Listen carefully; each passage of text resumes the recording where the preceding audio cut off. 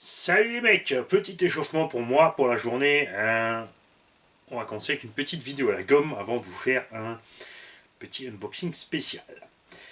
Nous avons ici les Rowan Torland qui font 170 par 100, c'est-à-dire 17 cm sur 10 cm. Hexagone de 17, un demi-offset. Jante Louise.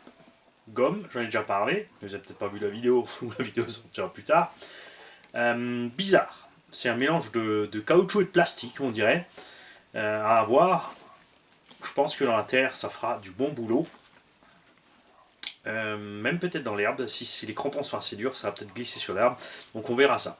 Pas plus lourd qu'une Proline, puisque normalement les Louis sont plus lourds, on sont à 420-430 grammes, alors que les Proline sont à les 360-380. Là on a le même poids qu'une roue Proline. J'ai pensé mettre ça donc sur un Erevo 2. Vient de chez AliExpress. Les premiers étaient affichés une centaine d'euros. Si j'avais payé ça 100 euros, je me serais mordu dans le cul, évidemment.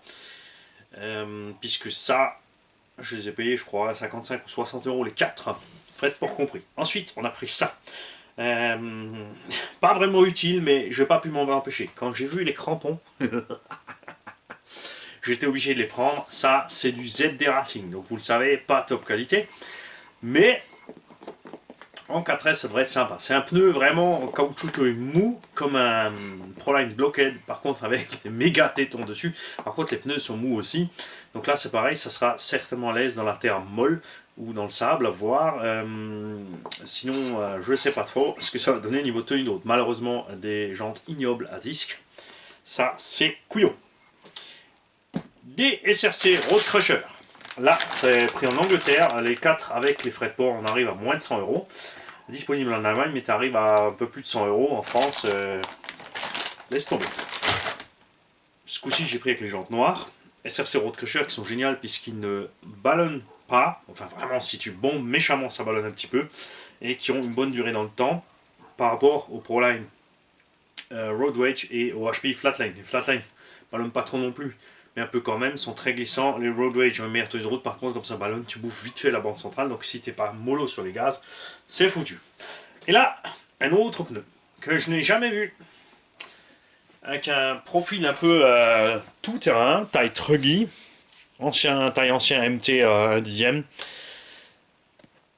La qualité de la gomme est vraiment excellente au toucher, tout comme la mousse qui est à l'intérieur. Et ceci est un HPI Agressor. Jamais vu chez HPI, jamais entendu parler. Et je ne sais pas si c'est vraiment du HPI ou autre chose.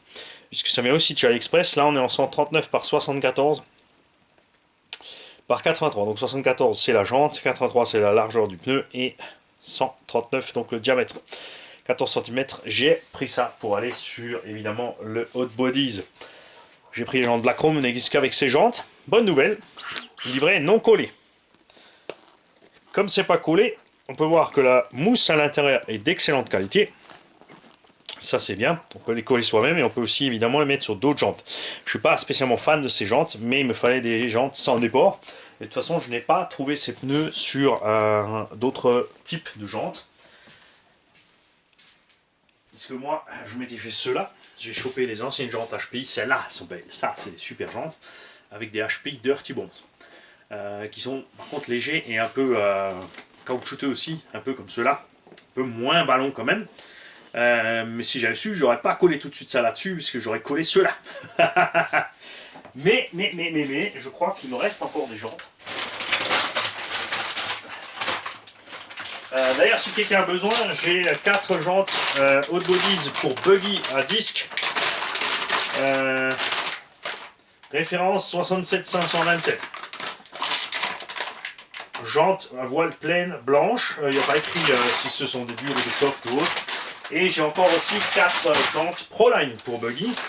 Ce que j'ai aussi encore, c'est l'ancien style de roue pour truggy ici.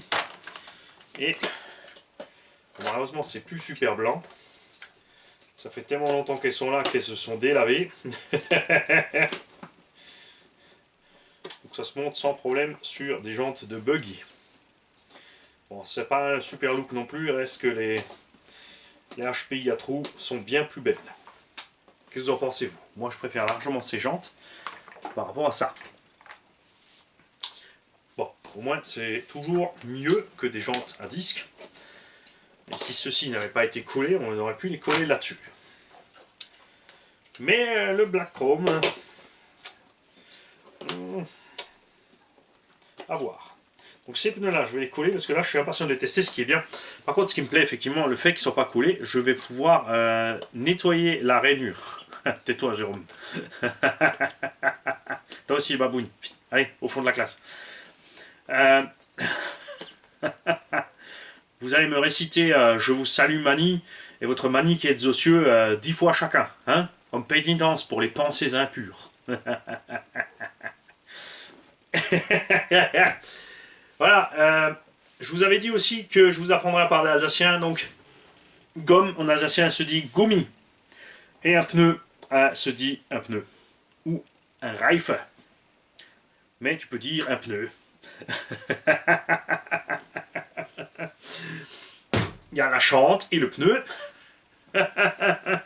Et en vrai alsacien, Tfalke und der Reife. Je vous souhaite donc à tous une bonne continuation, quoi que vous étiez en train de faire. Évidemment, si vous étiez aux toilettes, c'est l'idéal.